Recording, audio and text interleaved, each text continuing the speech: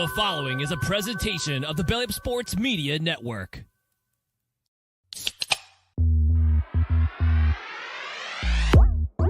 And I'm ready to go crazy because the Celtics are going all the way. Hey, Nick, go handle our light work. Bowl games matter. I would like a cold cut sandwich. Attaboy, happen. You can call him Eamon Owens because he ain't got no D and he ain't got no J. James Madison. Turn your body cams off. Do what you do.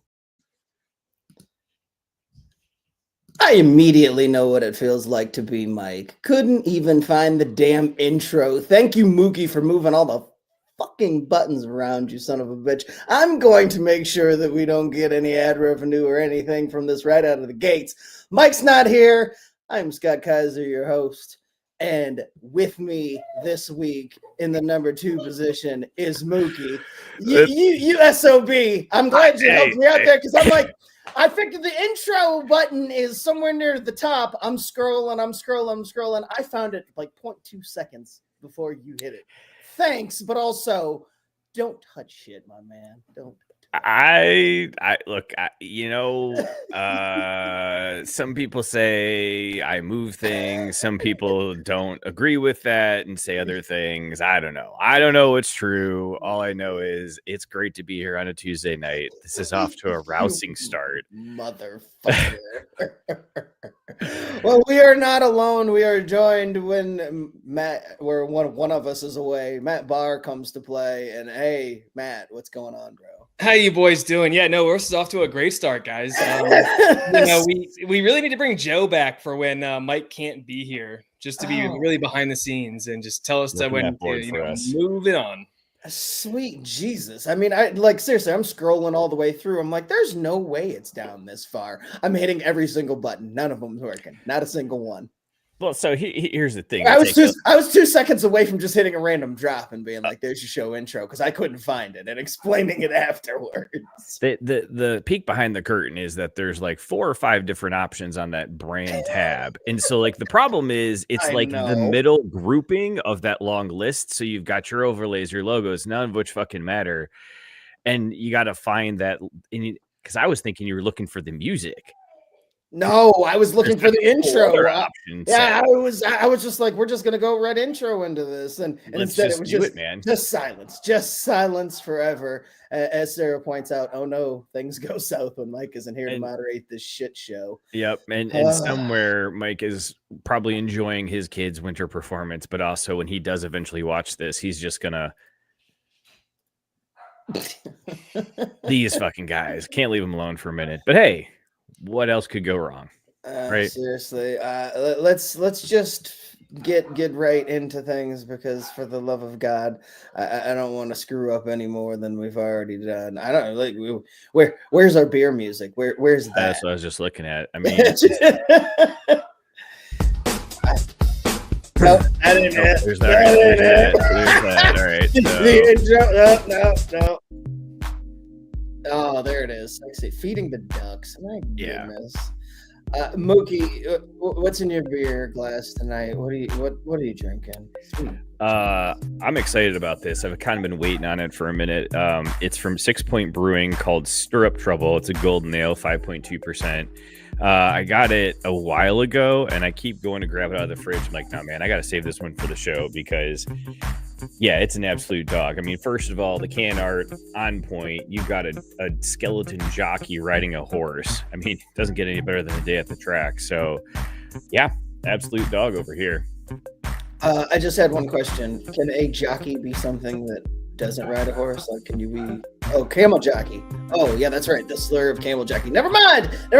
Moving on. Why would it be on after that shit? It took me a second. I was just like, wait a minute. Can you be... Oh, never mind. Saying it out loud. Hey, Matt Barr, what you drinking? Yeah. Hey, guys. I am drinking Hot Keeper, a juicy double hazy IPA from Hardywood here in town. They just brought it back. They bring it back like 3 times a year. I stocked way up. This is an absolute dog, 8.5%. I'm going to enjoy a couple of tonight. Sounds delicious. That works for now. Gabe rocking the straight classic, going with a Guinness because it's a dog, which we all know it is, and he also says "Go Irish," which I think I'm leaning that way too. Like I'm getting old enough though to like stop hating on Notre Dame. Like it's been long enough since I feel like you guys have suffered enough. Like I want something good to happen for you guys. Not necessarily winning at all. That seems like a bit harsh, but just a playoff victory. Is that sufficient? How about the first home playoff victory in all of college football? The first one where there is a game on campus. The first campus home victory in the college football playoffs should go to the Fighting Irish. I'm in. All right, we can do that after all all right, this that seems fair. All right, we can handshake. Matt disagrees. We just won't ask him. I know. I understand. Matt just wants to just. No. Now that Mookie brought it up, what I really want is for Notre Dame to have the first home playoff loss. That's really what I want. That now you bring that up, it could be the first home playoff win. Now I really want Notre Dame to own that as the first home playoff loss. That's You know what? Honestly, Matt, you're still talking about us, so sure. Why not, right? We're still in your mouth, on your mind. Fuck it. Rick's a Million drinking a Sam Adams Holiday White Ale, spiced and citrusy. It's a dog. That's another holiday classic. Sarah drinking the Fallen Christmas Ale. This is a German-style Weizenbach. Subtle hints of clove, 8.5%. Interesting. But is it a dog, though, Sarah? Yeah, I don't know. Clove Give the description, but don't finish the discount. That's all right. While you figure out whether or not it's a dog, I'm drinking Christmas Ale, OG again. It was a big hit last week. Everybody loved Scott Kaiser on the Christmas Ale. I don't know that it changed much of anything. I feel like it was just some people said it did. I just feel like some nights you're firing on all cylinders, some nights you're not. And I just was last week. I don't think that it wasn't PEDs of Christmas ale. Is all I'm trying to say. I'm glad you're behind the wheel for this one too on that 12.5% beer. That's really what we need is you driving. It's an effective. It's like. It's 7.5. I don't know what it is. Only 7.5. Yeah, but it hits like a 12. Matt's right. Yeah, it's listed at 7.5, but it swings much bigger. I only did 2 last week. That's all you need to do, bro. Like I know. Well, and I drank one pre-show. I have 2 more, so gonna get interesting. Great. This is guys. It doesn't have to work tomorrow, so we're in, baby. We are in. Sarah finally get back to this thing. It's definitely a dog. I forgot that part. Drank 2 on Saturday at church. I mean, right on, man. Where do you go to church? Because that sounds like my kind of service. All right, yeah. Let us know what you're drinking. Drop that down there in the comment section. Yeah, I guess we are going to start with some football, and I'm going to find this thing before it makes me look like son of a bitch forever. There's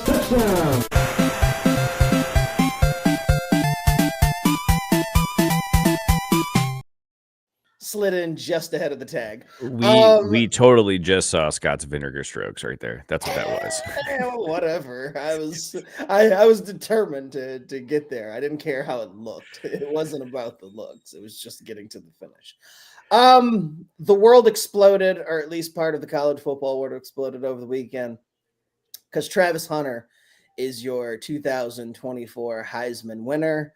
Wasn't even close. He got pretty much all the votes. Hold on a minute. Because Matt, Heisman race since 2009. I was gonna say because Matt read the same article I did apparently, where it was because it's like closest race ever. He only beat by 200 points. And I was like, that doesn't sound close at all. But what is it like? Because it's in the thousands of points you get. So it was neck and neck with Ashton Genty, right? Yeah, sure, Genty. We'll go Genty. Yeah. Okay, so it was close. I read the headline wrong. Mike's still with us. I was going to say, I'm filling in properly. Headline I read said that it was in a blowout. Doesn't fucking matter. A whole bunch of people lost their minds because for whatever reason they decided they hated Travis Henry. I think it was more that they just don't like the whole prime. They hated the Bills and Titans running back that has 19 kids. What? Travis Henry, isn't he the guy that has like 19 kids? Or Hunter, whatever. It's same they hated the brown guy more than the other brown guy, which I think that's the only surprising part of this whole thing to me is this wasn't one of those rare times where some white wide receiver decides he's going to sneak into the conversation and people could really lose their minds. This was black on black crime. And for whatever reason, Hunter took more. But I think it has more to do with the entire package of Dion and Shador. I think that actually Hunter has minded his own business and done what he's supposed to do. But those two have kind of made it harder. And by proxy, Hunter has absorbed a bunch of this hate. That's fair because Shador annoys me.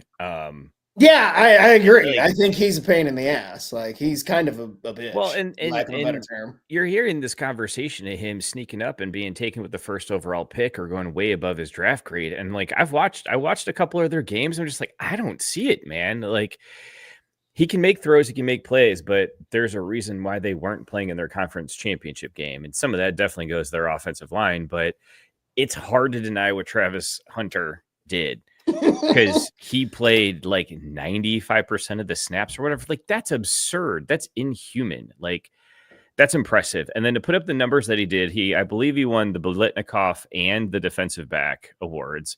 So it kind of just all added up. And I gotta be honest, I started off the season going like, man, this dude's just a bunch of hype. Like, whatever. I'm not impressed, but you got to give it to the guy. We haven't seen. Is it blasphemous to say we haven't seen that since Charles Woodson, but he's a better version of what Charles was? Not if you ask Michigan fans, or at least just Dan, because he immediately made sure that we knew that his beloved Woodson was not dethroned. I don't know. I think he's more athletic. Like when you watch the video, he definitely looks more athletic. I don't know if he's better though. Woodson had better numbers across the board. No, I know, but Woodson had the returns too. I just think the whole total package, I give the slight edge to Woodson. I'm not kicking either one out of bed for eating crackers. Like, I mean, I think you're splitting hairs. I think they're both really, really good, and I will give the slight edge to Woodson. But amazing season by Hunter. I agree with Scott. I think you got to give Woodson just a little bit of the edge because I think it's in the return game is really where it was because he had so many kick returns for not just for touchdowns, but to set Michigan offense up right away. But the thing is, people are upset because Genty and Boise State had like an all-time running back season for Boise State. And my response to that is he did it in the Mountain West.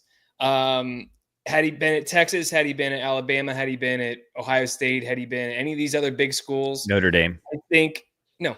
I think he would have an argument for really getting the Heisman. But when you look at the numbers that Travis Hunter put up on both sides of the ball, he had an above average wide receiver season while having an above average cornerback season, defensive back season. That's insanity.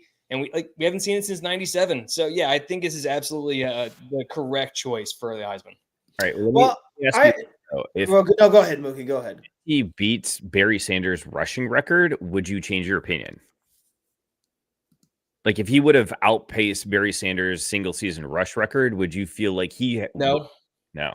Because again, it's a competition he's going against, and it's Boise State's offense was Ashton Genty right, Ashton Genty left. There was nothing else to it. He was the only one touching the ball. Travis Hunter is competing for touches on the Colorado offense, and he's still intercepting passes on the Colorado defense. That's insane. Yeah, and I mean it's all about like substance too. Like let's be honest, the Heisman is part beauty pageant. I saw a graphic that compared the numbers that Reggie put up with the numbers that Genty put up, and obviously Genty is like blowing him away. But the style points, my man, like playing in Boise State, just running straight forward, bulldozing guys. Illegal homes. It's not sexy. Cheating on the field. It's not flashy. Yo, stop with the I mean, I'm just saying. Hey, he got his trophy back, so it's all good. Right? All came with an asterisk. We playing a little in the gray area. Whatever. Bitter Betty. I'm just saying. Anyway, no, seriously. So at the end of the day, like the idea that a guy was out here playing very above average football on both sides of the ball, it's hard. Like it's just like the Ohtani thing, right? Like even though he only pitches once every 6 days, like it's still amazing when he does, and it's still the unicorn of doing it. So it's like even when Aaron Judge had a historical season that by any measure is like MVP worthy, just without even blinking, the guy who can do both like really well too gets the nod because it's something that you just don't see. Well, so then why did it take so damn long for me to get called up from AAA to the bigs in the show when I was able to clearly just throw rocks from the mound and slap dingers all over the field? I could do it both ways, Scott, yet they didn't seem to appreciate that.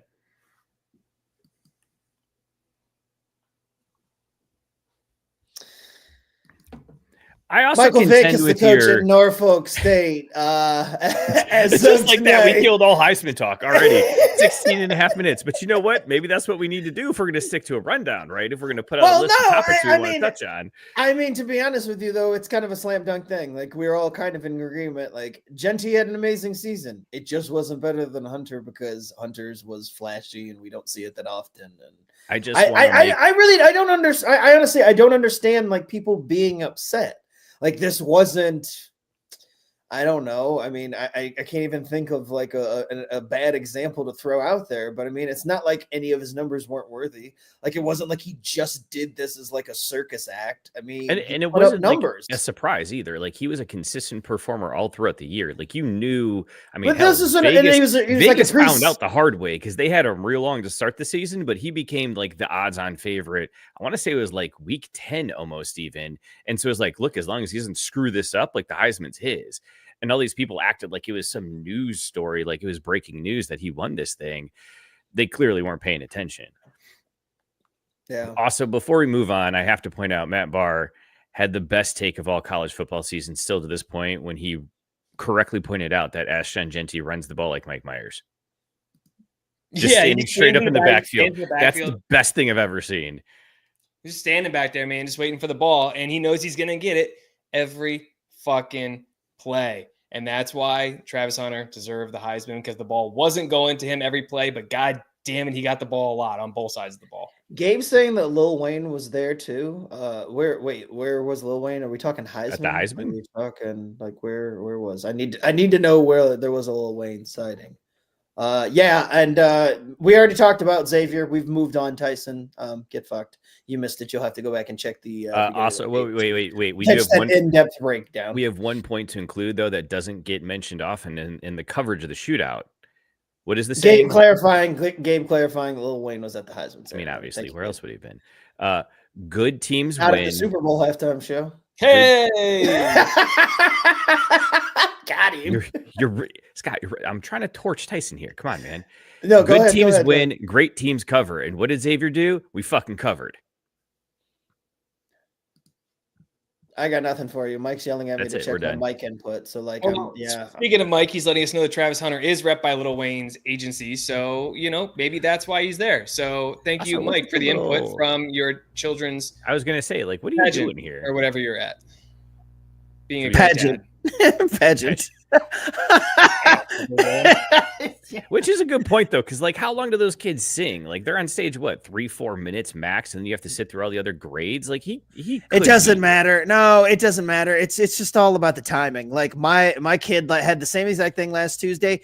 The fact that he got in the 6 o'clock grouping was golden. If he had been in 7 o'clock, I'd have been like, yo, I don't know if I'm going to make it, or it would have been super late. Now, you talk to him about whether or not he can make it. I mean, he's texting right now, so it seems like he's available in some shape or form. That's also, it is the year 2024 of. He always gives Mookie shit too about talking and responding and chiming in when he's supposedly supposed to not be on the show. So just another thing to throw out there. Just another point to make. Yeah, well. Speaking of the show, friend of the show, Robert Taylor, jumping in. Hi, Jen. Sorry I'm late. My drink tonight is an eggnog white Russian absolute dog. Get after it, Robert. We are in the 12 days of Christmas, so I'll approve. Also, Robert. You don't need to approve. It doesn't matter because eggnog is good 24/7. Facts. It's always eggnog season. Go ahead. So I didn't put this one in the rundown, but I did want to at least touch on it because have you guys seen that video that's been making the rounds of the children's like Christmas festival when they sing a rendition of Rudolph the Red-Nosed Reindeer, but it's about Patrick Mahomes, the quarterback? No. It's absolutely miserable and it's terrible. And I got to be honest, I think this is where the Chiefs jumped the shark. So just, Robert, no, I'm thinking of you as you're going to begin to go this downward slide, because once you got children's holiday performances spoofing your name and holiday lyric, it's not good. Until the Chiefs start sacrificing these children to continue their black magic winning. Like, that's all these kids signed up for, was to be sacrificed to whatever God Patrick Mahomes and Travis Kelce and Taylor Swift pray to. Oh, that makes a lot more sense, actually. Cathone is the answer to that one. Cathone. So we're talking about football, eh? Did we play that drop? Should we play the drop? No, don't play the fucking drop again. Mike Vick, Norfolk State. He's the new head coach there. We had all sorts of random reportings about where he might end up. They were all over the place. It ends up that he is staying home there in Virginia.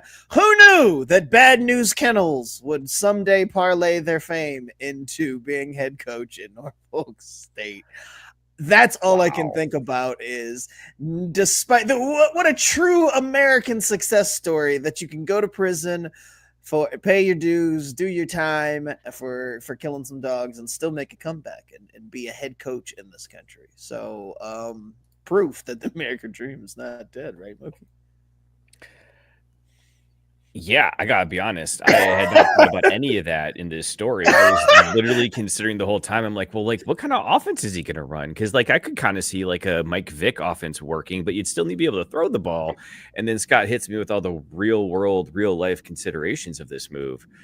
I don't know. We'll see how it works out.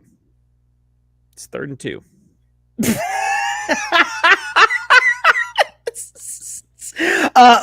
Barr, despite wondering what offense he's going to run, because I don't think there's a term. Because he hasn't coached anywhere at all, right? It's not like he was in a high school program or even like JUCO. Like he's kind of just wasn't he on the sidelines for somebody? Like, didn't he get on the Eagles sidelines for like some fake assistant coaching or something? Like, didn't he do some pro coaching?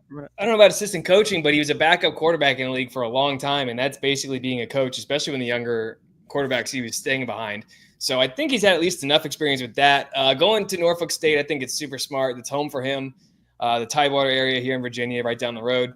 I think he's going to be able to do some pretty good recruiting. My big question is, how much is Bad News Kennels supplying his NIL coffers? Collective with?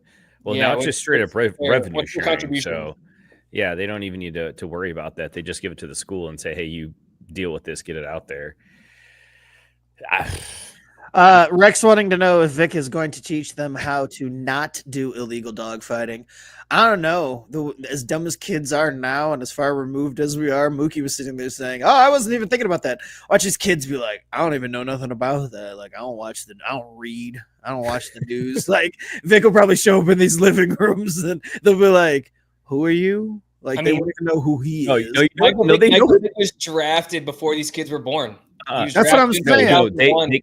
Guys, they will know him. He's 44 years old. He might as well be 90. One of the original Madden 99s. They will know him because of his Madden lore. Like, was he not one of the first? Man, kids don't play Madden today. They're smarter than we are, or we were. Well, maybe not. They've gotten smarter because. What do they play then? Smarter. They just don't play football games. Yeah, I mean, it's NCAA or nothing these days. Like, that's where we're at. Well, I mean, okay, this terrible. Year, but 12 months ago, you wouldn't say that. No, well, then I wasn't playing football games. That's what it was. Those are your options. You were either boycotting Madden out of nostalgia of what it used to be and should be, or you play it just because, well, they got me to buy the balls. It's the only one available. They play Fortnite. Yeah, they do. Well, bunch of douchebags. Man, we got if these kids aren't going to be outside playing team sports, they got to at least be playing team esports. I mean, shit. How are they going to learn to, collaborate and what it means to have chemistry and such? Oh, this is disappointing.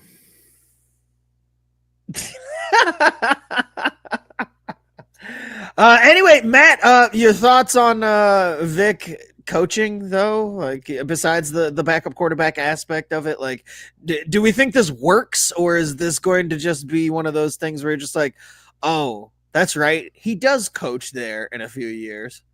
I think we'll have a little bit of success. I mean, it is Norfolk State, so he's not going against powerhouses. And I think he's going to be able to recruit with a lot more leeway as far as grades and other things go, because it is Norfolk State and they don't necessarily have to worry about getting into a traditionally high-level education school. Are they FC? I think he's going to clean up on a lot of 2 and 3 stars coming out of the Tidewater and the Richmond area that maybe don't have the grades to go somewhere else. And I think he'll put together a decent program. I think he'll be fine. Are they FCS though? Or are they D1A? I'm pretty sure they're FCS. Okay, see, and that makes a lot of sense because I think he can come in and have a lot of great success. He's taken the Dion route, which makes, again, a lot of sense because, like you said, Matt, you can kind of get away with a lot, not need to know everything, have everything completely buttoned up, learn at the FCS level, and then make that leap into the next one. How long do you think he will be there? Over under 3.5 years? I'm going to take the over, but I'm thinking like 4 years max. Like once his first class is like there, he's out. I'm gonna take the over as well. If it was somewhere else, like Adam Schefter reported last night when him and Doug Gottlieb got into it, which we'll get to, which we'll get into here in a minute. Well, hold on, this is some bullshit. So I wasn't crazy. Like he said Sacramento State. That's why I was confused that all of a sudden I was Norfolk State, and I was like, "What happened?" And you're like, "You're an idiot." Yeah, and I was Mookie, like, that's called gaslighting, bud. That's what I was doing to you. That's fine as long as I know now.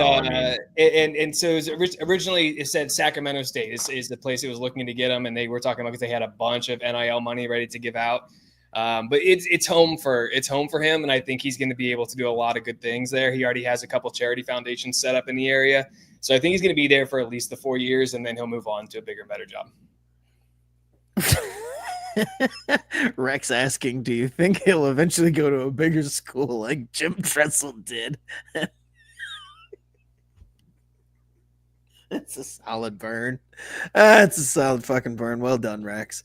Our esteemed host has a sip chug Jane pour that we need to get to here. He wants to know OWG anger style. Hunter winning the Heisman, Vick getting a coaching job, or Marshall players jumping in the portal before the bowl game. We didn't get there yet, Mike. We haven't gotten to that story. Scooping our shit, man. God, do your own fucking prep.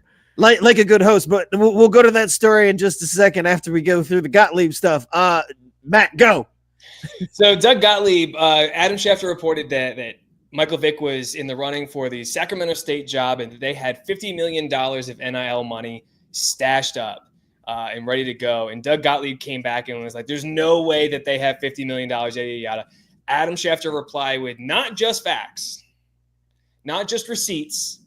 He got in that in the tweet. And then the tweet below that, before Gottlieb even responded, he goes, "Yeah, you're 2-10 in the Horizon League and you lost your last 7. How about you stick in the basketball court and get off social media?" When Adam Schefter's catching a body on Twitter in the year of our Lord 2024, and we are fast approaching 2025, you got gooned because Schefter is constantly getting got on social media and all over the place. So if he's the one stacking a body, man, Gottlieb, take a lap, dude. That's rough. And it's rough. like, you know how bad it's been for Gottlieb this season too. Like, have you read any of the shit that's gone on there?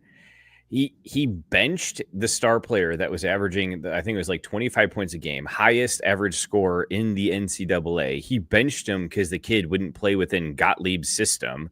Meanwhile, the team is like 2-11. And they were like 500 last year with a lot of returning guys. So it wasn't like they turned over the whole roster and he's having to rebuild. Like, no, he's literally taking something that was working and destroying it, going, "Well, I know better because I was in the league and I had a radio show." So then for Schefter to pile on with all of that going on, oh, this is fucking fantastic. Well, I just think it's funny in the sense that Gottlieb, for whatever reason, even talk about OWG, he started getting extra OWG with his takes, in his recent past. Like, I used to love Gottlieb, but then towards the end of his ESPN tenure, and then he got the radio show, and I'd hear stuff that he would talk about. Yeah, and he would jump into these conversations that he had no business jumping into, and then get schooled. And it was like, what is he doing? And so hearing that he's doing OWG shit, like, "Oh, you're not going to play in my system. You're going to get benched. I don't give a fuck. Like, how good you're like." People trapped, man. Like, they wanted him to be fired mid-season of season 1 because he did it. Like, like, again, kid's probably gone in the portal first chance he gets. Like, well, and I don't understand, like Doug Gottlieb doesn't hold any cachet anymore. Like he's not like he was either. something. Like nobody knows. Nobody knows who Doug Gottlieb is. Like at best, he was the guy with the podcast who they saw on ESPN. But for most of them, in the league. Right, but for most of them, they have no idea that he played in the league or anything, or had a half decent college career. So I don't understand. Speaking of, people need to drag him more for his credit card theft that he had. Like, I don't forget about that, but it gets buried amongst all the things that have like kind of happened. Help me out on this one, Matt, because I feel like I kind of remember it, but not really. Yeah, he's got stealing credit cards, man. Oh, he got caught. I thought, he got busted. Jeez, what the hell, bro? That's weak. Wasn't that while he was in college? Yeah, he was in college. Yeah, okay. I thought I was going to say that was while. Although it might be a good recruiting tool for him. You guys get NIL money, so you don't have to steal credit cards like I had to. So we got to think of another head coach. I think it could be like Sepchug Drainpour. Vick talking about not killing dogs. Gottlieb talking about not stealing credit cards. How about Patino about not fucking waitresses on restaurant tables? Nah, because that's all right. We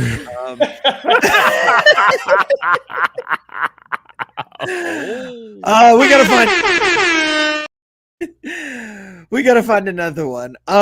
So then I guess Mookie, I'm going to let you tell the Marshall thing because I'm not entirely familiar with everything that happened. Man. Like that was news to me today when Mike dropped that in the right. Yeah, it was crazy. Like, so first of all, it was a really weird matchup to have Vermont playing Marshall in the final of the men's soccer cup for the NCAA D1 title. And on top of that, Marshall, the favorite, got upset by the Vermont Catamounts to capture their first ever men's soccer title. Like, again, it was a huge upset, huge surprise. But I mean, it's one of those Cinderella stories you love to see. And that's why you love these collegiate tournaments in the postseason across all the sports. That's the the Marshall football team did not bring the American football team. I thought we meant the Marshall football team. My bad. The Marshall football team did not bring their coach back. Son of a bitch. Did not bring their coach back. They mutually parted ways, and this is crazy because the Marshall herd is in the Sun Belt. So Georgia Southern Southern Miss had a coaching opening, also in the Sun Belt. The Marshall coach went there. More than half the team entered the transfer portal and said, "Fuck it, we're going with you." So the guys that weren't graduating and were recruited by this guy are basically all transferring to Southern Miss. And the best part about this is Marshall won the Sun Belt this year. Southern Miss was last. So we could see a very easy, like, worst to first transition just because it's all of Marshall's players. And I'm personally here for it because I love scandals and shakeups in the non-Power 5 conferences, especially when it's something as dumb as not wanting to pay a guy what he's worth. Well, I'm more impressed. Good for the players. Good for the players for being like, oh, we understand that coaches like getting screwed on what he's like, and you know they were recruited by him. They had success with him. Fuck it. The way the system is, we're just gonna go with our guy. Like that's cool to see. They ball. Yeah, no, I mean I like that on the whole like behind the scenes part of it. Like what I didn't see is did Pennington's kid go with him? Oh, was he one of the players on the team? Gabe in Northern Illinois, and you're talking about national championship shit. Gabe wanting to know who lost Marshall, and him pointing out fighting Jimmy's James Madison. Rex wants to know if Belichick and how to not deflate footballs or get caught filming his opponents illegally. That's a good point. Now that Belichick's back in college at North Carolina, I guess he kind of fits the ones. Like the other two were more illegal. I'm looking for something illegal off the field. Like stealing credit cards and killing dogs was illegal, like off the field. So like Bill just is a piece of shit on the field. And so like it almost fits, but we need somebody else. All right, let's back up to Mike. Carroll and recruiting violations. And that's not illegal though.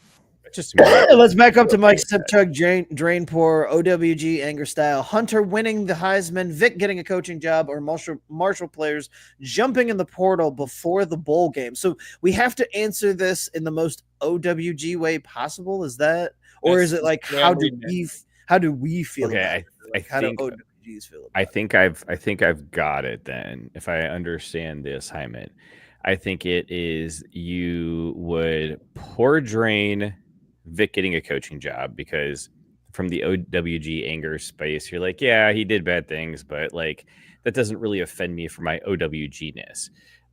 From there, then you would chug Hunter winning the Heisman, because it's like, yeah, you know, whatever. Like it's not the traditional thing with a two-way player, blah, blah, but it'll fade quickly, as will their anger.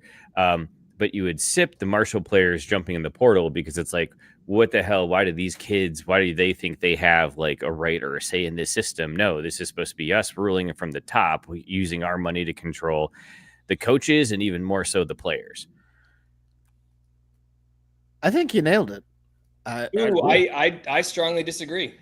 Oh, wow. I strongly disagree. From the OWG perspective, I think the anger is going to be sipped about Michael Vick getting a job, because felons shouldn't have positions of power.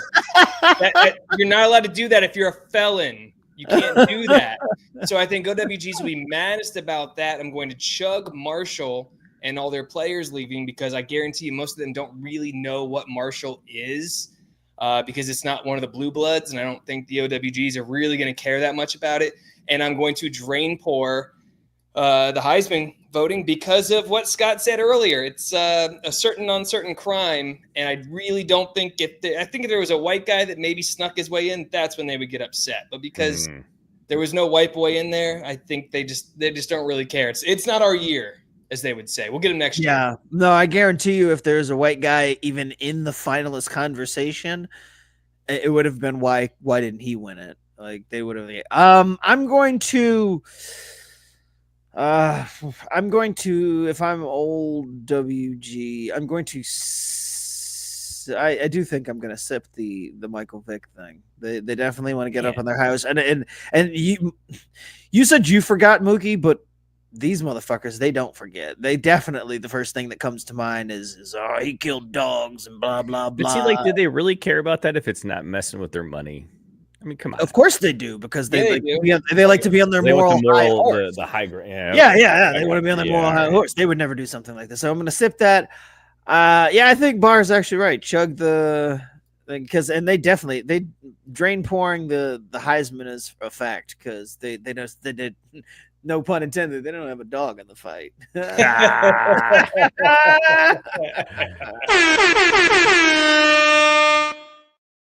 You know, I didn't give that to myself. I don't know where any of the buttons are, so that wasn't me. Like I earned that rap air horn. Shit. What did we have anything else to talk about for football? I don't know, man. That was really like that involved a lot of thinking. Like, Mike should know better than to make us think on here. Let me see. I'm pulling up the rundown. Real quick, I would like to touch on the Bills-Lions game.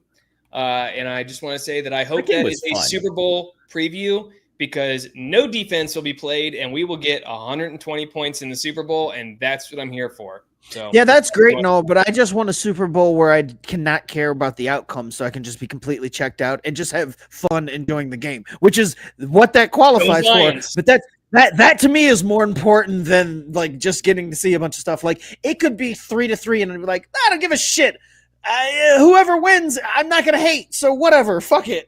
Like, I'm gonna eat this vat of buffalo chicken dip. Yeah, I mean, so that's the most key part to me, is that I want a Super Bowl where I don't hate anybody. Like, be the anti-World Series where I hated both of them. So is that your ideal Super Bowl then, the Bills-Lions, as far as teams that you could not care 1,000%. If those two make the Super Bowl, I'm swimming on the day of the Super Bowl. Won't matter to me one way or the other. I'll be happy for whichever team wins, because I've got plenty of friends back home that are Lions fans and know plenty of long-suffering Bills fans. I would be happy either way. So see, that's why I worry though, Scott, is I have family back in Michigan as well, and if the Lions make it to the Super Bowl but lose, I would be very concerned about a lot of people. Because man, to have that kind of euphoria and option or opportunity to have it just snatched away. But they're not really they're not used to it. It's like it's not. No, but that's what I'm saying. They don't have the calluses built up, Scott. They're not strong enough for this. Like, this is a team that went winless not that long ago. Okay.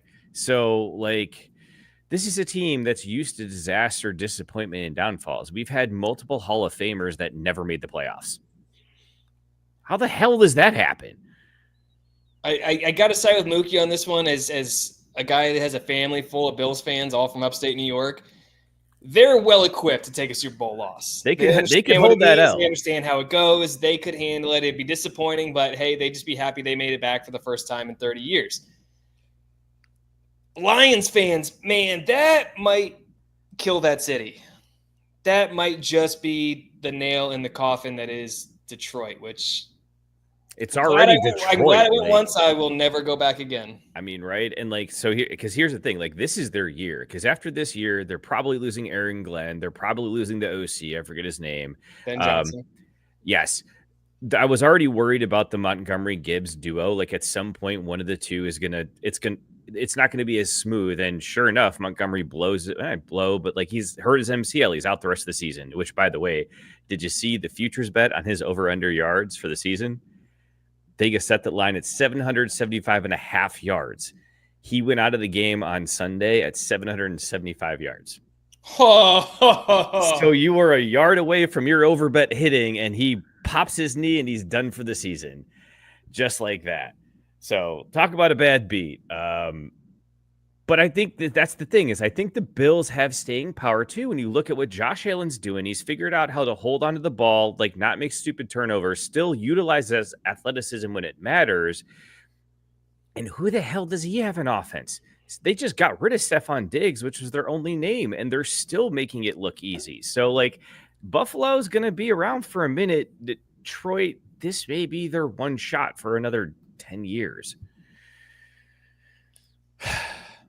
Sure, you've convinced me. I still don't think that it'll destroy Detroit, though. They've suffered way. I mean, it's already a crater in the ground. You're right. So right, like I don't think this is going to snuff out the final light in Detroit. I would be here for the Eminem Josh Allen diss track, though. Oh. If that was to drop, I think that would be really good. Haley Steinfeld would catch all the strays. Rex has said it too. He's like, Eminem may come up with an awesome new album after that. Now, I don't know if you meant a Lions win or a Lions loss, but I think either way, we might get some good stuff. Sorry,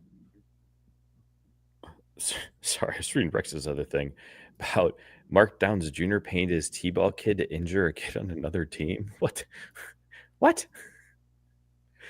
Wait a minute, back up. We've got more football because we need to talk about this Pop-Tart bowl having a toaster in the trophy. Is that a functional toaster in the trophy? Like, what the fuck are we talking about?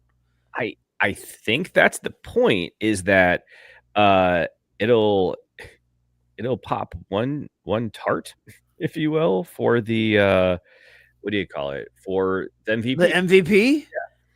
Yeah. It is a trophy that doubles as a functional toaster. Yeah, so it's not just the MVP trophy, but is the actual trophy for the team. They partnered with GE Appliances to be able to toast with a post-win snack, while the rest of the team would be snacking on the massive, like, whatever one that comes out of the stage, like last year. They tweeted a video of the toaster working and like test runs. Like, they're like, look, it's working in the GE lab, like it's ready to go. So tune in, folks, so you can watch them eat fucking, what is it, cinnamon roll Pop-Tarts. Yes, and that leads me to Sarah's original question. Has the Pop-Tart Bowl redeemed itself? Fuck no. No. Hell no, not even close.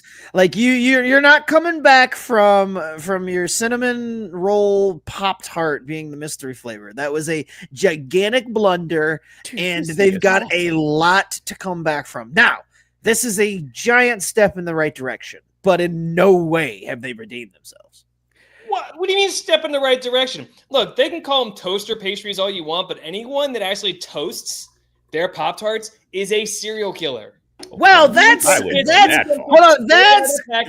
total other package. conversation, which I completely agree with you. Toasting them is for bitches.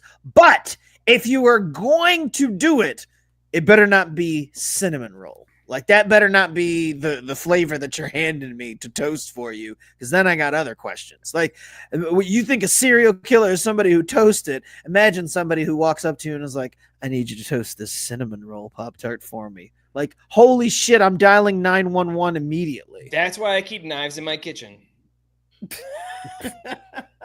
That's why so I can pull one and get the fuck out of my house. Wait a minute, Mookie, you sounded a little upset by the fact that the suggestion that people who heat their Pop-Tarts are serial killers. Like, I get the ready-made aspect of it, and 80% of the time I'm eating them, it's just straight out the package. But like, there is something nice about heating them up every once in a while, getting a little bit of burn on that brown sugar cinnamon on the outside of it. Like, sometimes it's worth it. I will say this. If I am going to heat up a Pop-Tart, which I never will because that's dumb, it's a waste of energy and time. They are made to just be open and eaten.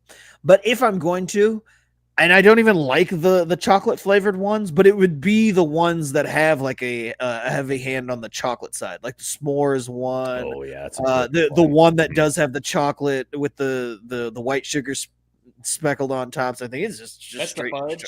Yeah, the fudge ones. Like, and those would be the ones that if I was gonna heat it up, it would be that. Now, I have also, I will co-sign the peanut butter. I did heat up one of the peanut butter ones one time. That shit was delicious. So there's a few, but yeah, you're right. It's still like, You're heating up any of the fruit ones though. no, yeah, the fruit. That's what I'm saying. The fruit ones, there's no reason. There's a number you can call. Joe Hall used to call. Come on, 988. 988 is what you can call if you were heating up your fruited Pop-Tarts. 988. Yeah, that's the rule. The fruited ones you just open and eat. Like, I don't understand. I think they taste gross heated up. To be honest with you, the fruit ones. I'm not a big fan of them. Like, I'll still eat them, but I don't think they taste as good.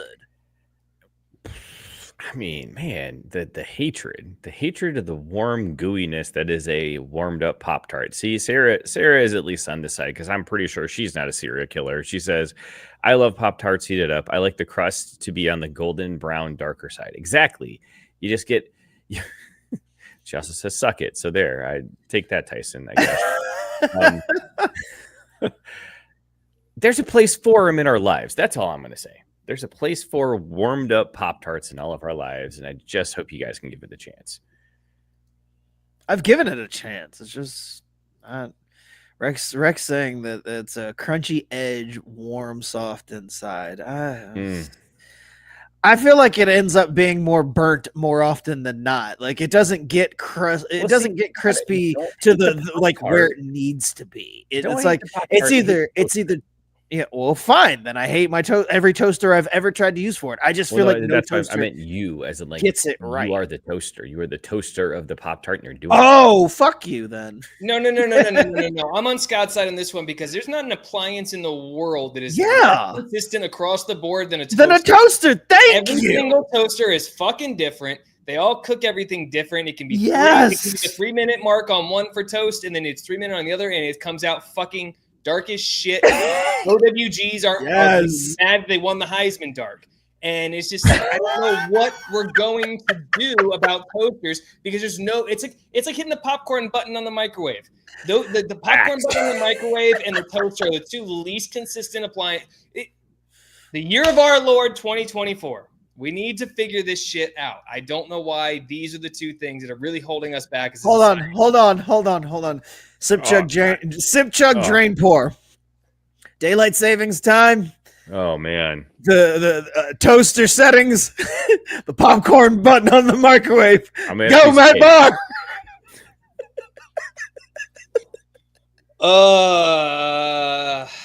I'm going to sip. Fuck. I got you good. Hard for you, huh? Because they all suck. They all All suck. right. So I haven't gone on a daylight savings rant, so I'm gonna sip daylight savings time. Oh, Talk to myself dude. in the corner about the other two. Oh.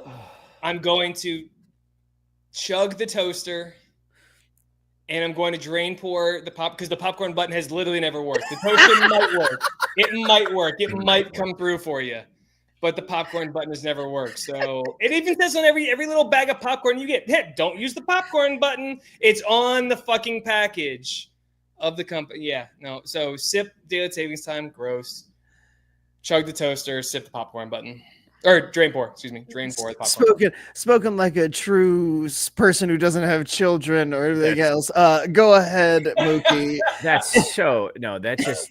There is nothing worse in this entire universe than daylight savings time. So we're gonna start. Correct take. That's your drain pour. I don't care what you do with the other two. Fuck daylight savings time. Fuck time zones. They can also get it. I'm gonna chug the popcorn button because I got to be honest. Like, once you have the toaster over time, you just keep figuring it out, and so you just got to figure out how many things you hit the popcorn button, and then when you stop it, because you don't wait till the beeper goes off, obviously. And then I'm gonna sip on some toasters. I gotta be honest. I've not had toasters beat and domestically abuse me like you guys apparently have, because I've had good experiences with them. You're wrong. We are drain pouring.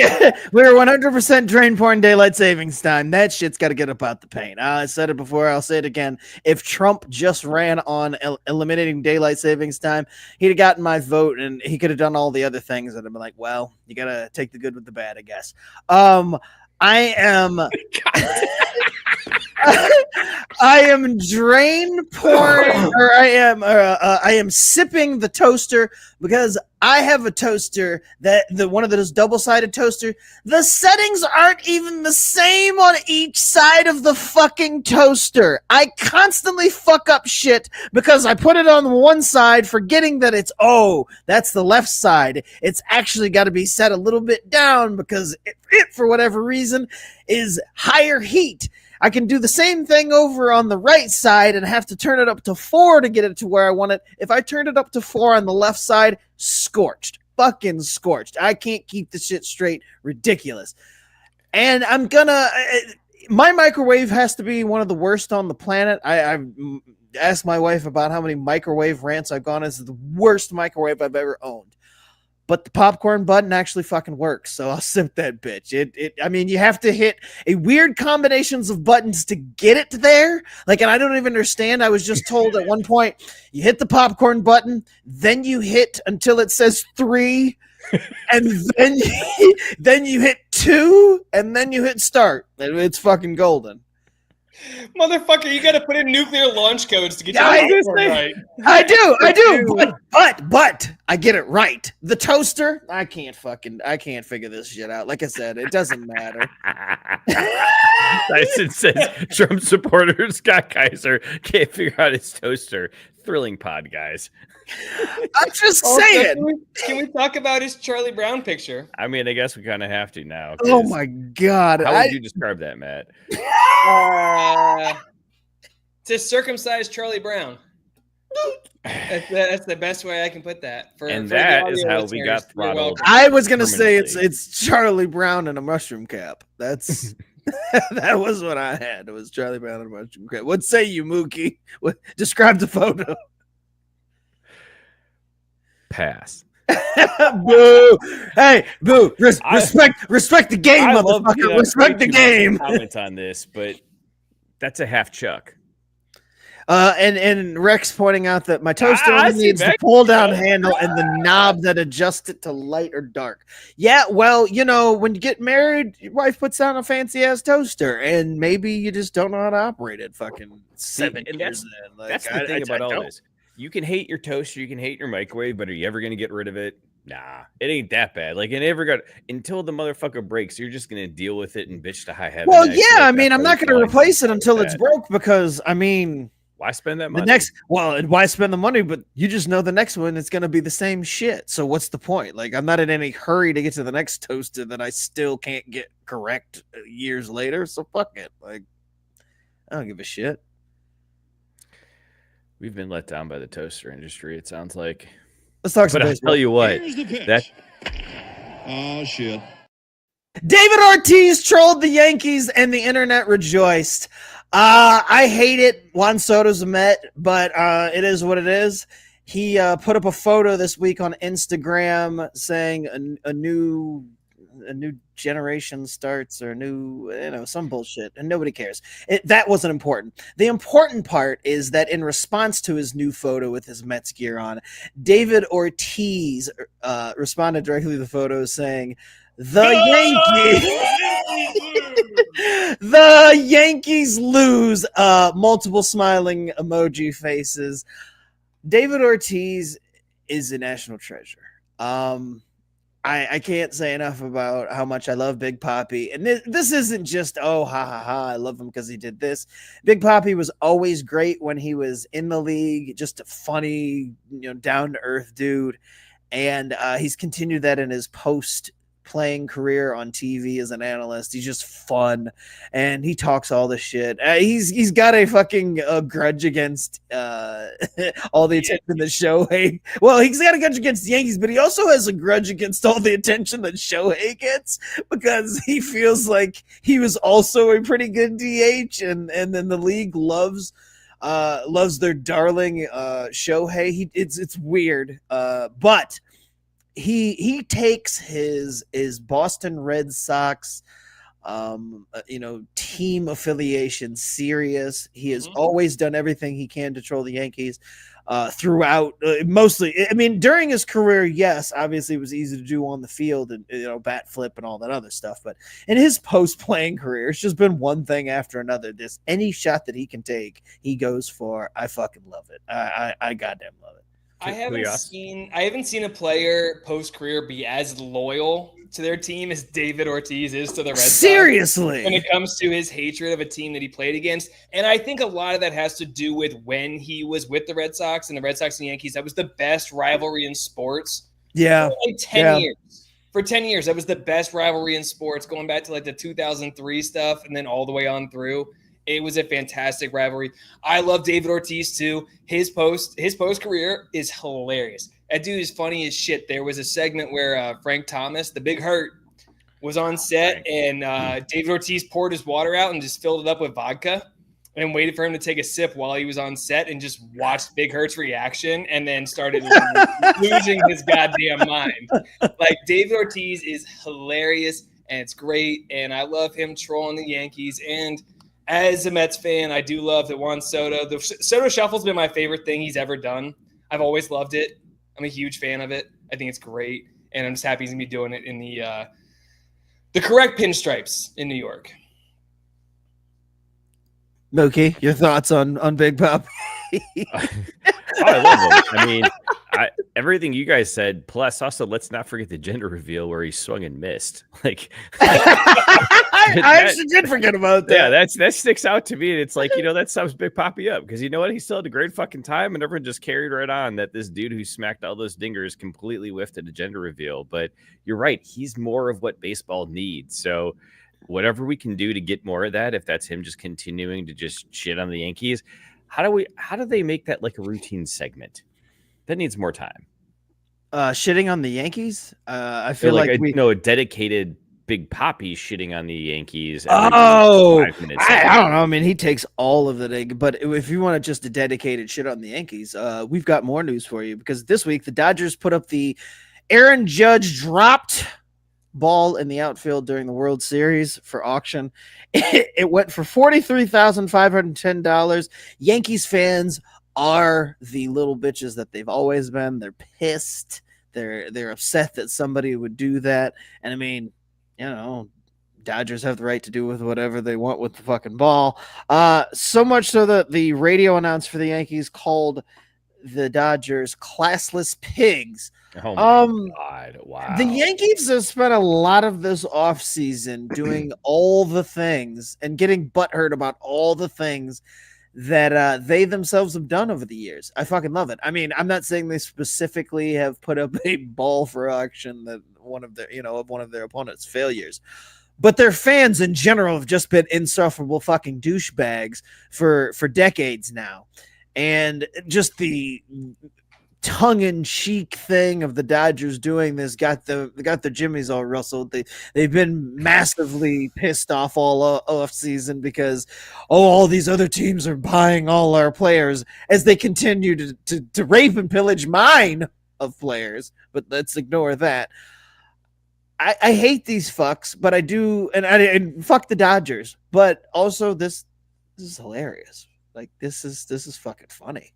All my friends hate the Doyers. I'm cool with that. Players. But god damn it, do I fucking hate the Yankees? I always have. I always will. I goddamn hate the Yankees. So the fact that this is getting all in their craw, just stuck in there, it just makes warm and fuzzies all week. Since Soto signed, it's been nothing but warm and fuzzies over here.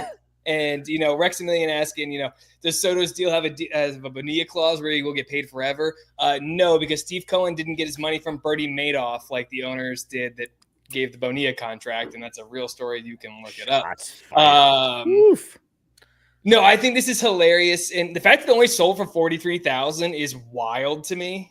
I really thought that would have gone for more with the amount of Dodgers fans are, and especially the amount of famous Dodgers fans there are, because there's some rich asshole who just wants to have that ball sitting somewhere. It's not going to be like the Steve Bartman ball where they blow it up in a microwave. Some guy paid $1 million to blow it up. Sure. But it's just, I'm a little surprised at the selling price. I thought it would go for more than that. I'm glad that anybody paid for it, but I think the key here is just how upset the Yankees been. And a Yankees radio announcer calling something anybody else. Oh, right. For them, yeah, right. What the hell is that shit? To go there with it, too. It's like, why are you that upset of this? Because, honestly, I thought you were building this at some point, Scott, because if you're this pissed about it, simple solution. Get good. Get good. Yeah, there's your lesson from this whole thing is, Yankees, you're upset. You're upset about it? Fucking get good. Remember how all the post-World Series reports were that the Dodgers had the scouting reports on the Yankees, and to a T, they fit them, that they were lazy on defense, that they'd make all these blunders, that they would, horrible base running. And then it actually happens. That's what the Yankees fans are really pissed about right now, right? They've been outed. They got pissed because the Dodgers called them on being a poorly put together organization. It played out exactly how the Dodgers thought it would play out, and deep down, Yankees fans knew this. Like, they knew that Soto changed everything fucking for them. Like, they were the same shit ass team from the year before, the same shit ass team from the prior 2 years that couldn't do anything because the only offense they had was Aaron Judge. And then Soto showed up, elevated them to a place where they didn't think they'd actually get. But deep down, they knew we're still the same shitty ass team. And then somebody fucking exposed them for it. But not only did they expose them for it, they said up front, like, oh, this is exactly who they are, and this is how this will go. And it fucking did. Like, that's what they're mad about. They did what the Astros did to him, but without a trash can. Like, they made him look fucking silly, and all they did was have game tape on him. That's all it was. And it was so obvious. The Yankees fucking got out of the weakest AL I can remember. I can't remember the AL ever looking that had to be bad. The easiest road to the World Series that we've ever seen. Like, no lie. Of all time. And Scott, you're a Braves fan. The Mets and Braves had to play a doubleheader the day after the end of the season to determine who got to go to the playoffs. Now, ultimately, both those teams did. In the AL, they would have been 7 games up in the wild card. It wasn't even fucking close how good the NL was this year to the AL. So all these Yankees fans bitching, and my favorite thing is Soto left tradition for a paycheck. Like, motherfucker, that is what your franchise has done. That's what your tradition is. Fuck off, Rex.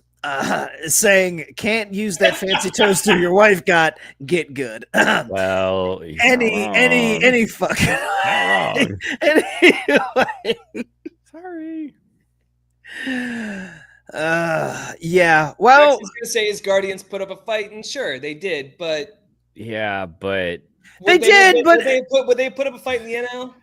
Well, and it wasn't really like it was a fight, but it was just because they had to play. Like, I mean, at the end of the day, we all knew what it was. Like, and then Class A at the worst possible time decided, the last month to just Remember, fall he plays for a apart. team in Ohio. Yeah, to just fall apart. And so it was just like, oh, well, while they may have been kind of formidable, it wasn't like it was paper soldiers. Like it wasn't anything like it was real. It's like maybe nope, that's right, it's still Cleveland. Like they weren't gonna be in the same weight class, so it took a Dodgers type year. Rick's saying that next year they'll win. I mean, I appreciate that. I believe in you too. Yeah, it's good to have hope when one is associated with Cleveland. And once we get to this point next year, 988, just there for you, bud. Guys, I just realized that we need to go back to talking football.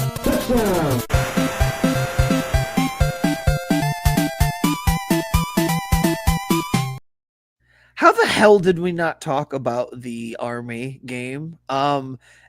It was so important, so I guess random for a Saturday afternoon that I got a text about what had happened, and I had to read it 3 times to make sure that I understood exactly what happened, and I'm still kind of confused. So the referee decides he's going to honor servicemen and women during the game by asking for a moment of silence, saying, thank you for your service.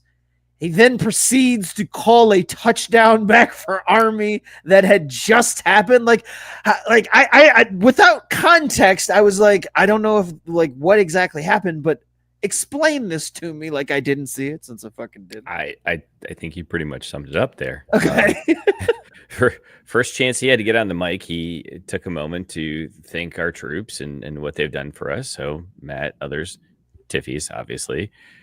And then we're gonna take away your touchdown because there was holding. Like he's like, I was here to call a penalty that I'm still gonna have to call because I do actually have a job to do here on the field, but appreciate y'all. It's coming back. And I'm pretty sure that was like they did not show up the rest of the game. They got 1 touchdown the rest of the game after that, and Navy kind of ran away with it. Go ahead, Matt.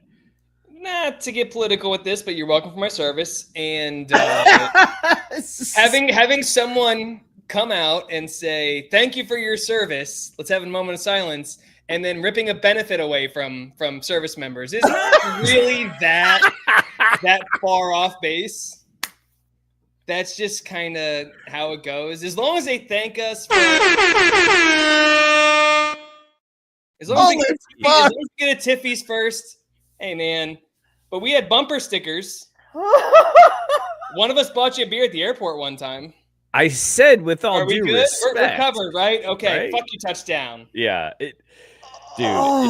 so, and I'm glad you hit it, Scott, too, because Matt, we owed you one from earlier, but then Scott had to hit you with the sip, chug, drain, pour moment there. But does it change anything that it benefited another service academy, or is that even just more of a salt in the wound that it's digging at 2 at once somehow? Go Navy, beat Army, baby. I loved it.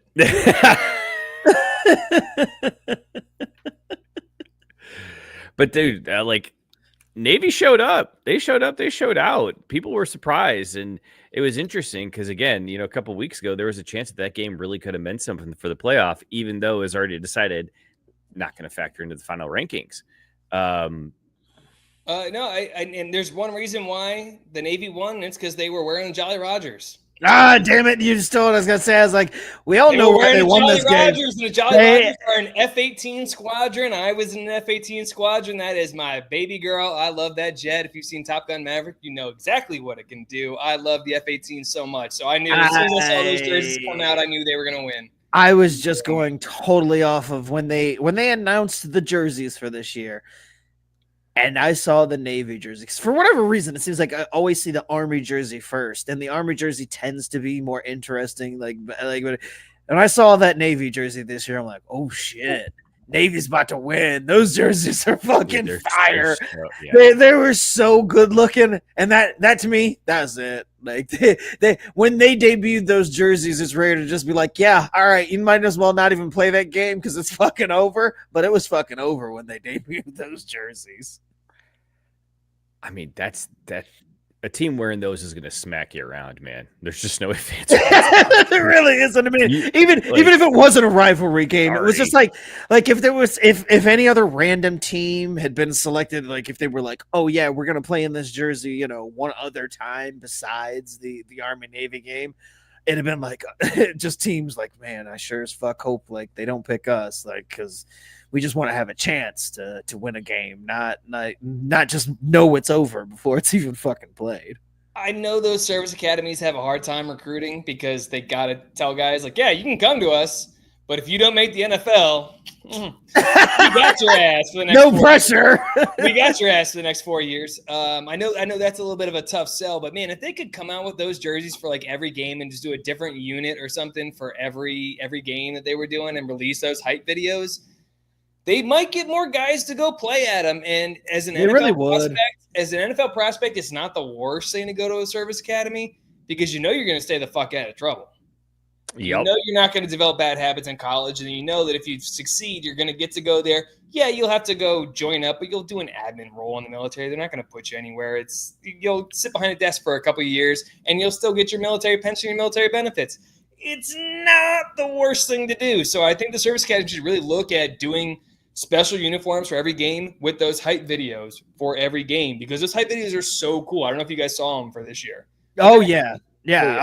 Always see the reveals for this game specifically because they go to such great lengths to make sure it gets out there. And there's like a bit of a celebrity status too. If you're the Navy team that brought back the Commanders in Chiefs trophy, Matt, are you get the air horn ready?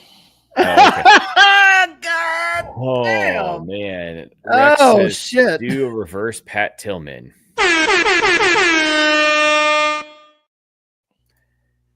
That's kind of just a bummer.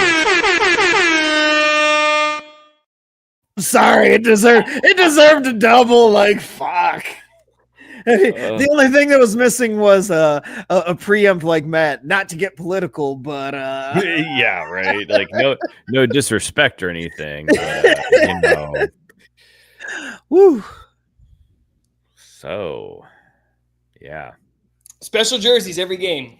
Absolutely. No. Well, and I agree though. Like I think that because even the Air Force, their jerseys that they had for I don't know when they wore them, but I mean I remember seeing the hype video for the release, and I think again, like Matt said, all the service academies doing something like that. Jerseys sell, kids, man. I mean, fucking Oregon has built themselves into a dynasty basically because they have cool jerseys.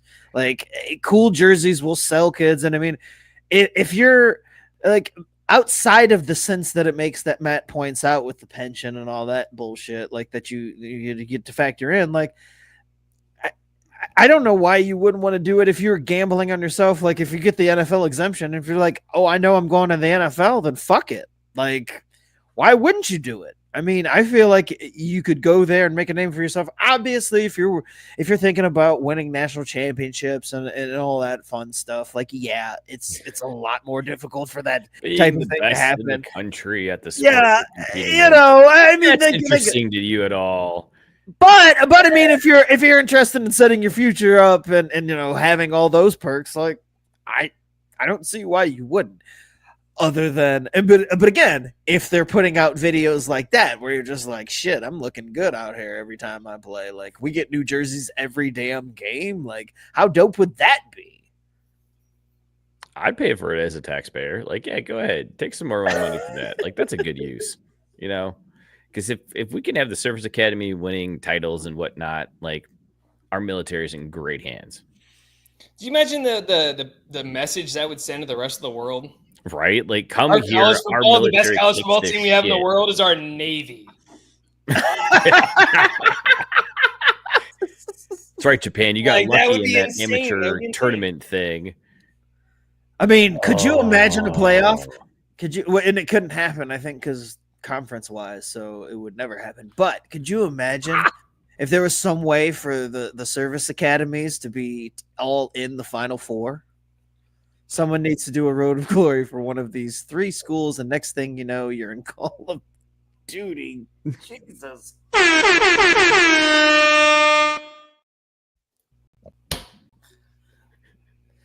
Thank you. Thank you, Rex.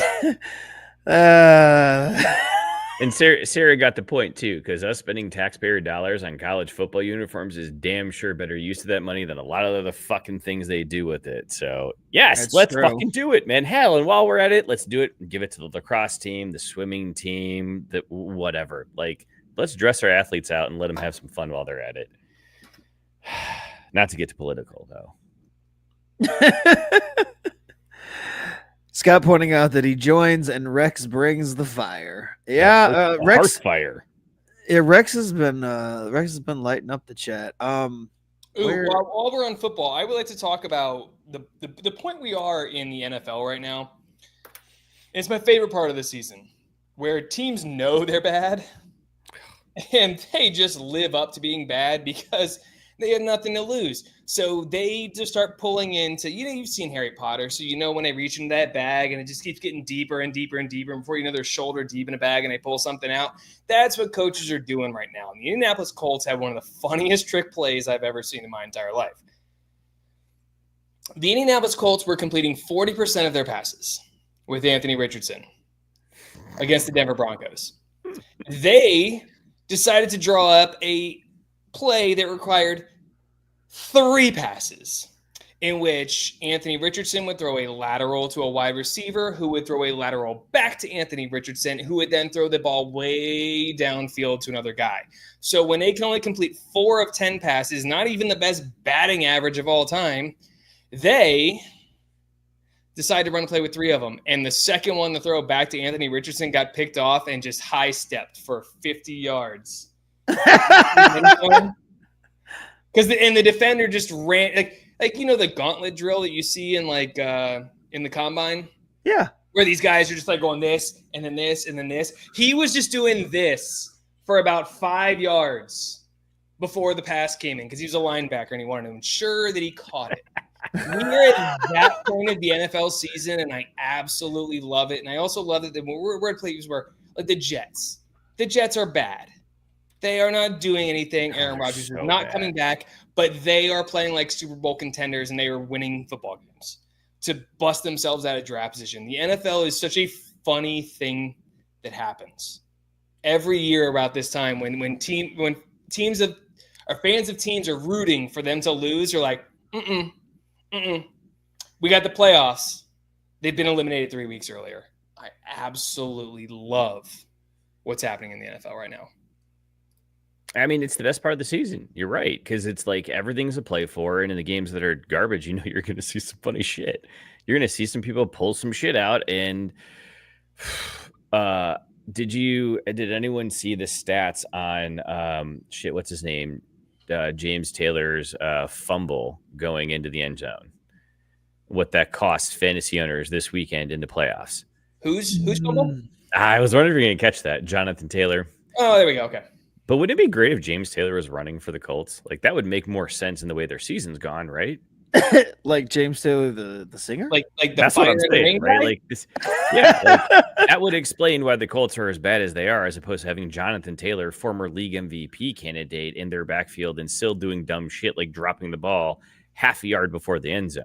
I don't know. Every time you said Jonathan Taylor, I kept waiting for you to say Thomas. So I don't know which would be worse.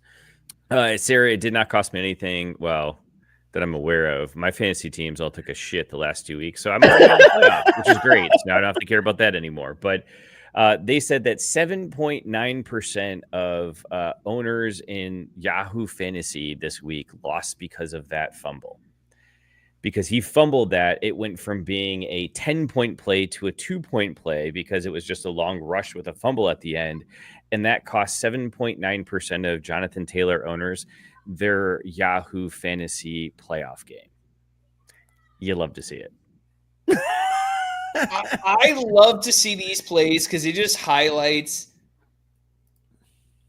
how little these guys pay attention sometimes. We've seen it time and time and time again where these guys just don't get across the line. And, it comes back to the OWG thing. Who is every OWG's favorite touchdown scorer? Do you guys know?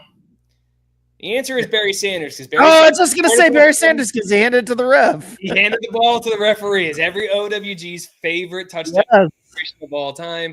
And so just give him a platform. There were so many people when Barry played that said, he's one of the good ones.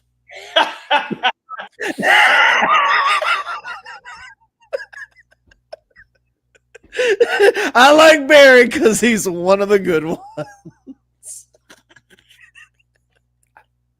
I mean, to be fair, he was and is. Like, he's to be fair, dude. He was and is. Well, yes, but they also didn't say it and like mean it. They just meant, he's not gonna fuck. He's not Dion.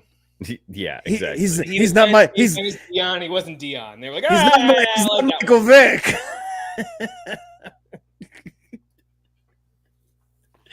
Like if Barry Sanders gets a job this week, and they're like, yeah, all right, Barry, good back, good to see him again. Good to see him again. He's gonna do good things with those kids. I have no doubt that they're gonna be upstanding citizens in a few years. They might even win a few games across the way. Michael Vick got a fucking job. Are you fucking kidding me? In this goddamn country, what the fuck is this worth? This is all Joe Biden's fault. They will be upset about one thing if he gets a head coaching job, Barry Sanders, and that's that he won't be in the Heisman House commercials anymore, and they'll just be stuck with RG3. And they're going to be real upset about that. So, oh, my God. You really got to balance it out. I mean, they might get Bo Jackson, but somebody should hire Teddy. Somebody should hire Teddy Two Gloves after this week, leading his high school team down there in Florida to the state championship. Like fucking just wrecking shop along the way, dude. Did we see his celebration? Did y'all see the Teddy Two Gloves celebration? I did not. I looked at where he won a state title. Got breaking news right here. Oh, you didn't realize that? Yeah, I had to follow that when leading up to this week when the championship game was. I think probably like 3 weeks ago, I saw a headline where it was like, first, because it was one of those things where I'm like, today I learned that Bridgewater had retired. I thought he was still a backup quarterback for the Lions. I thought too. Wasn't he in Minnesota? I thought he was still backup quarterbacks for the Lions, but it turns out he was coaching a high school team down in Florida, just beating the shit out of teams, like beating the ever-loving shit. And when the playoffs started, they were like, the question was, could he continue to do that, against all the playoff teams, or was it just regular season? Dude ran through the playoffs and won the championship. And the celebration videos, you got to look that up. He was out here breaking it down. I was like, dude, looks like he's back at Louisville, like celebrating. Like he was moving in a way that my old ass can't. Shit. Yeah. Not just that, Teddy got them dreads. Yes. He threw the dreads out. He's looking the part. He's having fun. I'm so happy for Teddy Bridgewater because he's a guy that was supposed to be a number 1 overall pick, and then he decided to go back for his senior year of college and didn't have the senior he wanted. He got drafted to a crap team. His arm exploded, and then he bounced around for a little while. He was America's sweetheart. I loved him. I still love him. I wish him nothing but the best. And I'm happy to see him kicking ass down in Florida. I love me some Teddy Two Gloves. I love Teddy. Absolutely. I mean, he's just walking around. He's like, yeah, this, of course, this is where I'm at. Like, this fits for him. How long do we get to see him in college? Well, that's what I was wondering. I'm like, okay, so you hire Dion, and he had, he went from no coaching experience to the HBCU and then to Colorado. Okay, so it worked out. Now you're hiring Vick, no coaching experience, TBA on how that's going to work out. But I mean, Teddy's done it. Like he's coached at the high school level and won a championship. Like, right. There's got to be some college out there that if you're going to take a shot on somebody, you at least do it with somebody who's got a head coaching experience of some type. Like I would think it wouldn't be that long at all. Like hey, Sacramento State was really in the running for Vick. I mean, let's go. Like it seems like a pretty good plan B, right? Pretty good plan B to call up Teddy Two Gloves and see if they can't sign him. Maybe Teddy just wants a quiet life, though, and he just wants to be a great Maybe he head coach just in high maybe he just school. wants us to not know that he's not in the NFL any longer. Just coaching teams Well, to that national ain't championships. gonna last long if he keeps having winning seasons like this. Maybe he just wants to be the greatest high school football coach of all time. I think it's 2 years before he gets to a college position. I think let him do his thing in high school for a little bit, and especially if you can build that rapport with high school kids, that's going to translate to recruiting. You're going to know what these kids think. You're going to know what the package they see are. It's not the worst route to go from high school to college. So I wish them the best. Let's talk basketball real quick before we get the hell out of here. Boom shakalaka! The Lakers have inexplicably made $50 million off of Bronny James jerseys. That's absurd. I saw that number and I had to I stared at the sentence for a few minutes because I'm like, based on what? Like, I mean, how many has LeBron bought? Let's start there. Bang!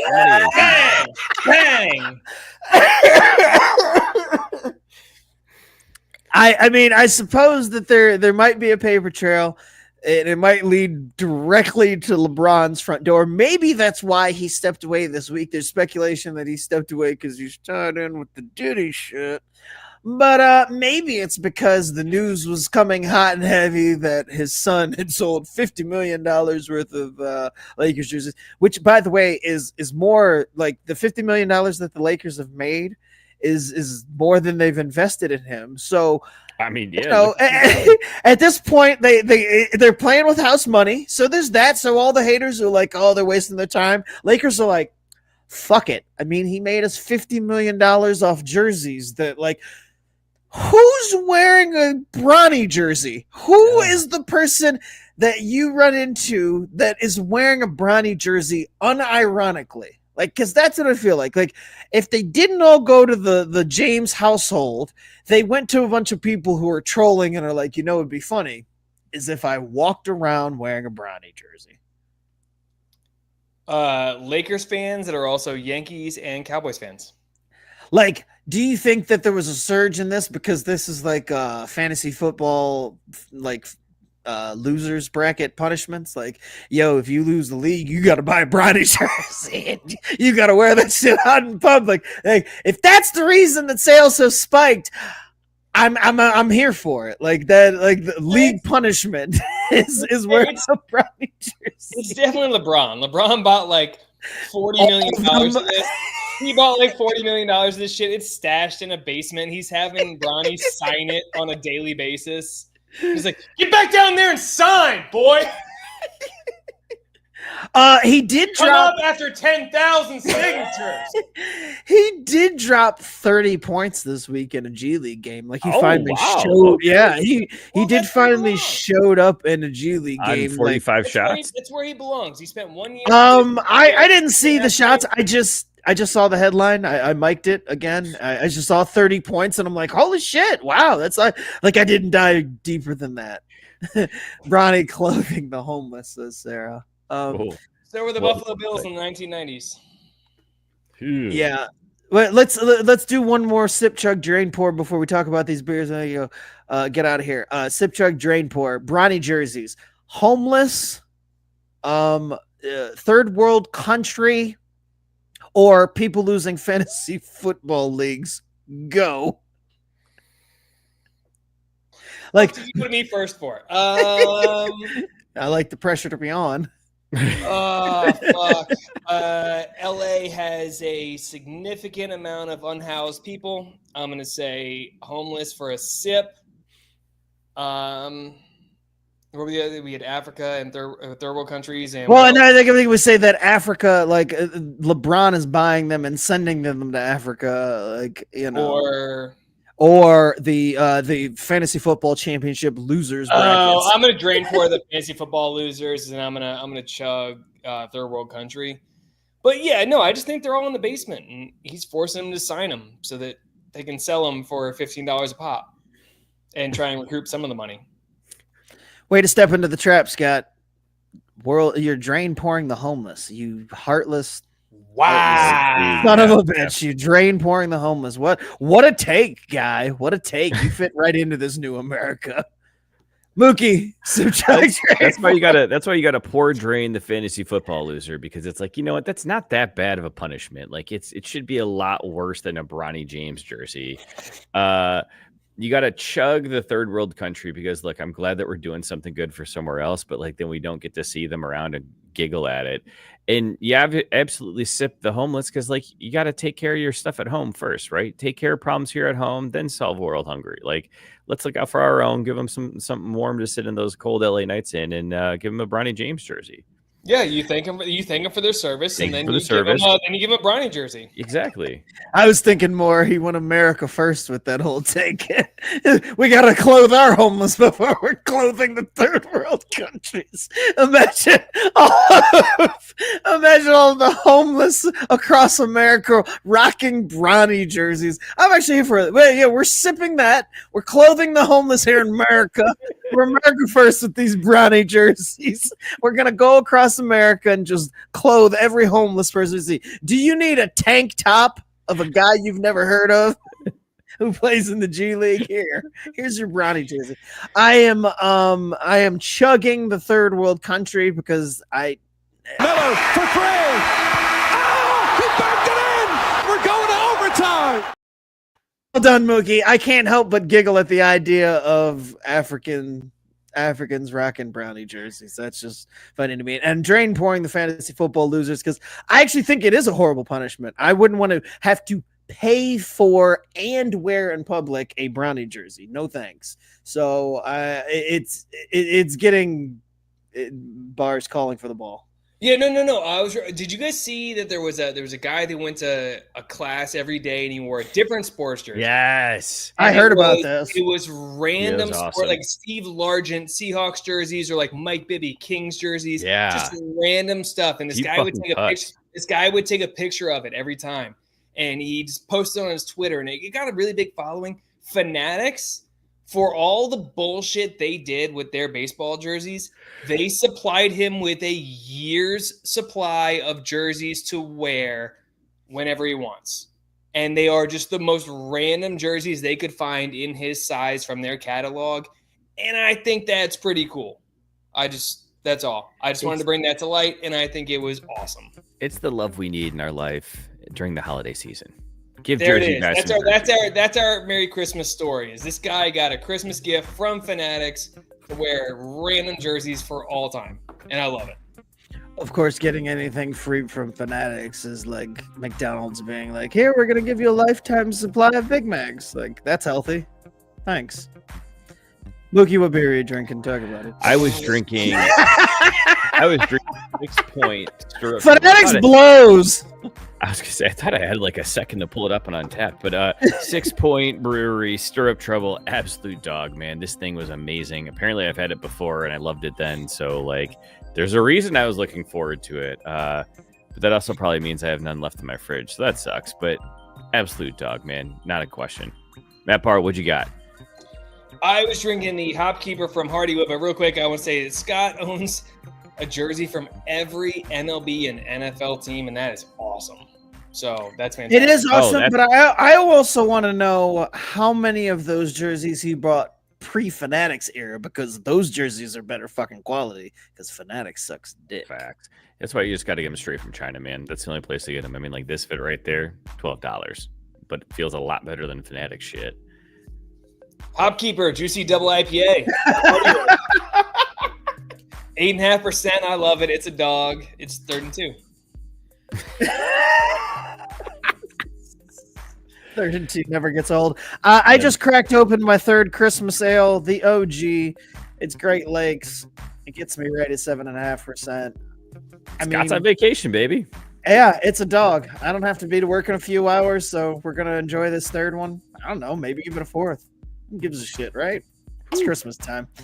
Also, Mike saying, don't forget, the show will be on Sunday the next 2 weeks instead of Tuesday. I hope to be able to join.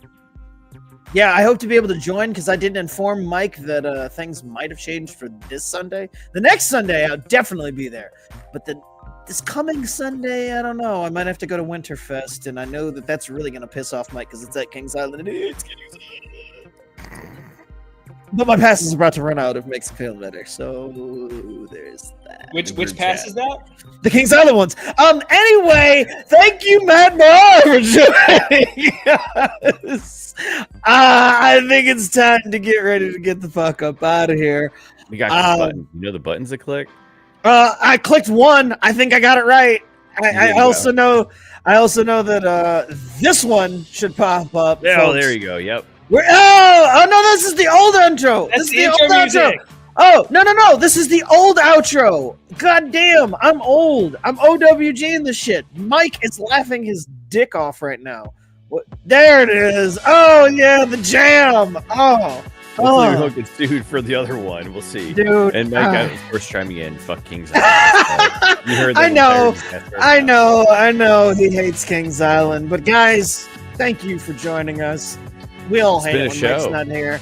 It's been a show. I mean, from the word go, with me not being able to find the intro, it's only fitting that I wouldn't be able to. I would play the old outro music. Like, how old is that? Good God. Matt Barr, thank you for joining us. We appreciate it. You can find us on all your favorite podcast platforms. We're on Facebook. We're on that thing they still call Twitter. We're on Blue Sky, Instagram, everywhere you find your podcast. Shout out to Belly Up Sports. Check out all the podcasts they got going over there. We're doing stuff. We're going to get some more promotion. Going to move some numbers. Belly Up is going to help us get there. Push some units. We think. But thank you guys. Yeah, thank you guys for joining us. We'll catch you next week. You never walk alone. Go Horns.